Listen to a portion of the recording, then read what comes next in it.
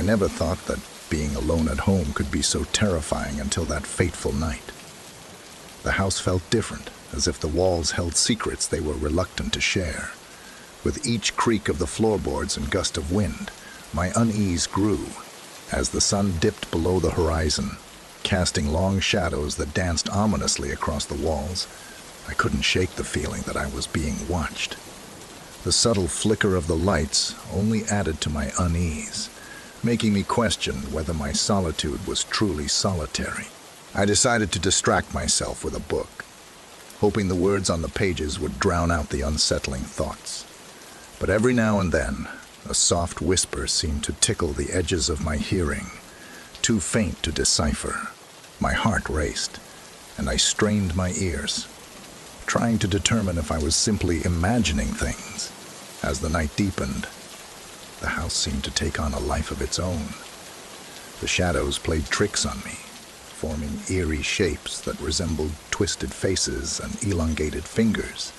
I felt an icy breath against the nape of my neck. Yet when I turned, there was nothing there.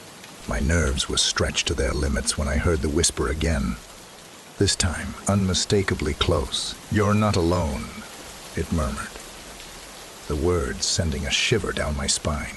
I clenched my spine. I clenched my fists, my mind racing to rationalize the situation. Maybe it was just the wind or my own imagination running wild. But then, the lights flickered off abruptly, plunging me into darkness.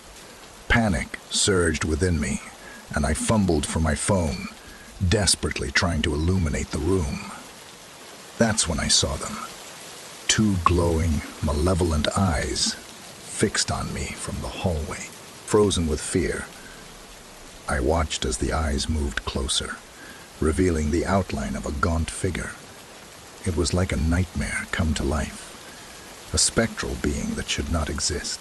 Its whispers grew louder, filling the room with chilling promises of doom, summoning every ounce of courage.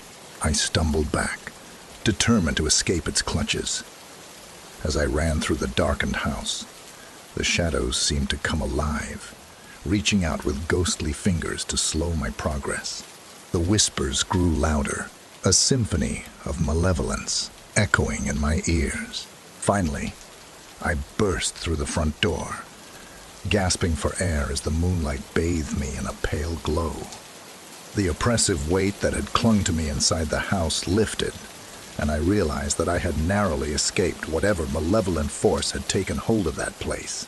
To this day, I can't explain what I encountered during those harrowing hours, but I've never been able to shake the feeling that, even when we're alone, there are things lurking in the darkness, just beyond the edge of our perception, waiting to remind us that we are never truly isolated.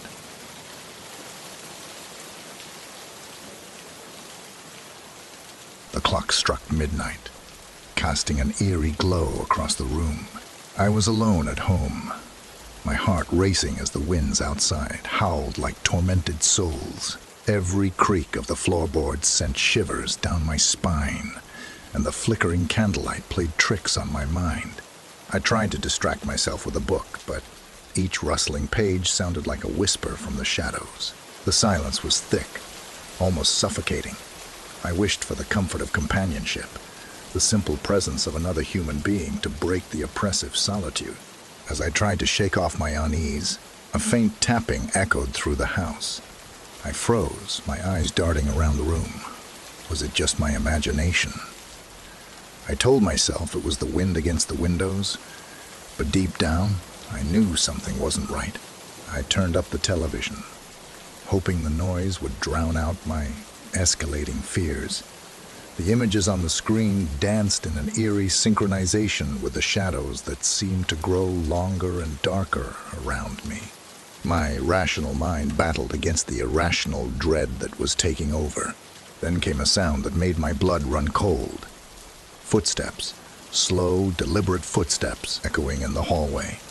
I held my breath, straining to hear, trying to convince myself that it was just the house settling. But each step seemed to draw closer, sending waves of panic through me. I grabbed my phone, my trembling fingers struggling to dial a friend's number. It rang and rang, but there was no answer.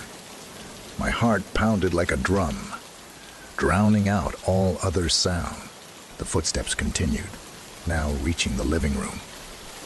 I clutched the phone, praying for a miracle.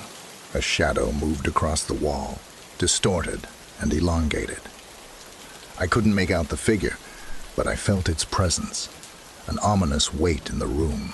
My mind raced, torn between fleeing and confronting the source of my terror. Then, as suddenly as it had started, the footsteps ceased. The air grew still, almost too still, as if the world was holding its breath. I waited, my eyes glued to the darkness, my ears straining to catch any sound. Time stretched, each second feeling like an eternity. And then, just as I was beginning to doubt myself, a whisper brushed against my ear. My heart leaped into my throat, and I finally mustered the courage to flee. I bolted for the door, not daring to look back. The night air was icy against my skin as I stumbled out of the house. Only then did I dare to glance back at the window, half, expecting to see a haunting figure watching me from within. But there was nothing. The house stood silent and still, as if nothing had ever happened. I leaned against a tree, gasping for breath, the adrenaline coursing through my veins. Was it my imagination, a trick of the mind? Or had I truly been in the presence of something otherworldly, even as the dawn broke? The unease lingered. I couldn't shake the feeling that the darkness still held secrets, that the night had left an indelible mark on my soul. From that day on, I was never truly alone, haunted by the memory of that fateful night when the boundaries between the living and the beyond had blurred, leaving me forever changed.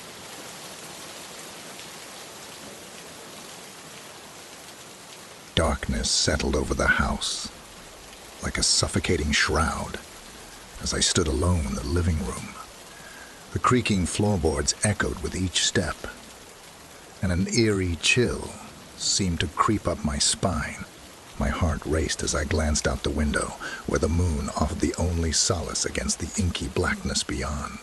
The familiar creak of the front door swung open, my mind instantly conjuring up images of the horrors that might be lurking just outside. My breath caught in my throat as I realized I had locked that door. Or so I thought. My fingers trembled as I reached for the baseball bat by the couch, my knuckles turning white as I clutched it tightly. Every creak, every rustle of the curtains sent shivers down my spine. I told myself it was just the wind, that my imagination was playing tricks on me, but the gnawing feeling of dread wouldn't dissipate. My footsteps were almost inaudible against the old wooden floor, and I tiptoed up the stairs, the darkness of the hallway threatening to swallow me whole.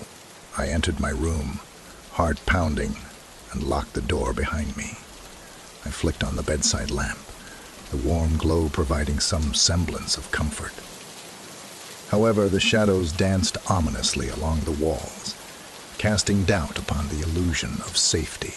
I sat on the edge of the bed, my eyes darting around the room, as if expecting something to leap out at me from the corners. The soft creak of the floorboards beyond my door caused my heart to skip a beat. My breath caught in my throat as I listened intently. There it was again, a faint whisper, almost too distant to decipher. My pulse quickened as the whispered words grew clearer, echoing in the silence, filling the room with an otherworldly presence. Alone. You're never alone. The voice hissed, its words chilling me to the core.